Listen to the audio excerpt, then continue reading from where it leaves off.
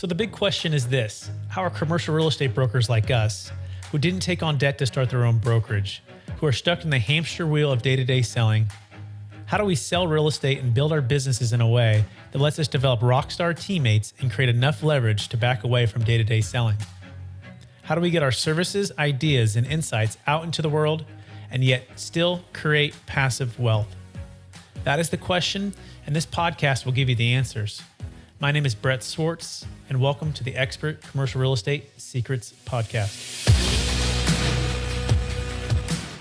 The number one thing you have to realize is your time is limited.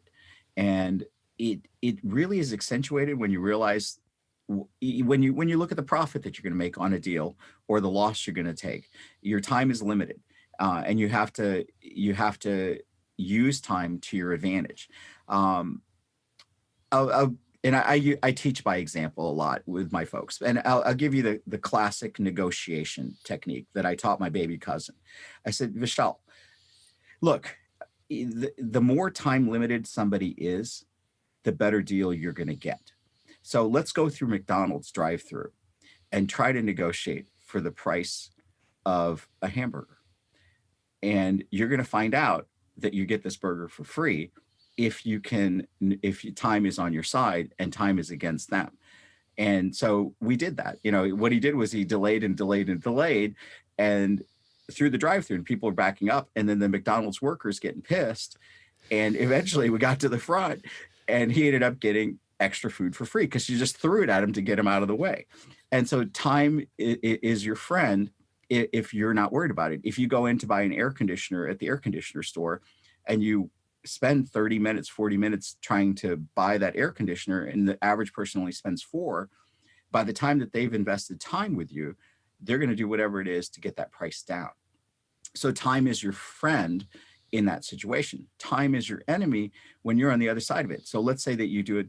Let's say that you've purchased a piece of real estate, you've sold it, and you've made $100,000 on it, and you can reduce your taxes by doing a 1031 exchange and rolling it over into a new project, but you can't find another project right away. And then time is not your friend, because you're going to overpay, because you got to identify your next project or a group of 3 in 45 days, and you got to close in 180 days. Time is not your friend. You're going to overpay. Just like the McDonald's example, you're going to be the McDonald's worker throwing money at somebody, I got to get this deal because my time is not my friend. And so once you realize that time is such a critical element, then you have to figure out how to surf time, how to expand time. And that's why I'm looking at delayed sales trusts, because I believe that that's a way I can enhance my time, and I can open up the ability to not be time pressured. And that's kind of why we're chatting. By the way, it's a deferred sales trust, but delayed sales trust would probably be a better name for it, right? Because it's exactly what the essence of what it is taking away from IRC 1031, which is the 1031 exchange, time restrictions, 45 days to identify, 180 days to close. We call it the shotgun wedding, right? And not so good, versus IRC 453, which is an installment sale where time is, there's no restrictions, right? There's literally, you don't have to identify, you don't have to close on anything, and you can actually sit on the sidelines, all tax deferred. One of the most prolific deal stories is actually out of Minnesota for a gentleman who sold in 2006, and he looked around for his 1031 property, couldn't make sense of the deals, knew it was a seller's market, sensed that the prices were at all-time highs, and instead of overpaying via 1031, he moved it into the Deferred Sales Trust. He waited 5 years, and 5 years from there, he bought back the same property when the bank called him who had foreclosed on that same property. He said, do you want to buy it? And he goes, well, maybe. What's the price? And they said 40 cents on the dollar, right? Or 60 cents on the dollar, 40% less than what you paid for it. And he said, sure.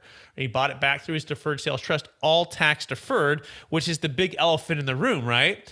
And they say, great. Well, we want to make sure we defer our tax, which is can be 30 to 50% of the gain, depending on the depreciation recapture, right? That's what the government's going to take for their cut. So the key is time, and if you can buy at optimal timing, things are on your side. You have just listened to another information-packed episode of Expert Commercial Real Estate Secrets Podcast with Brett Swarts. We hope you enjoyed today's show and found it valuable. Visit expertcresecrets.com to access the show notes and to access more resources. That's expertcresecrets.com. Don't forget to leave a review and join us again next time.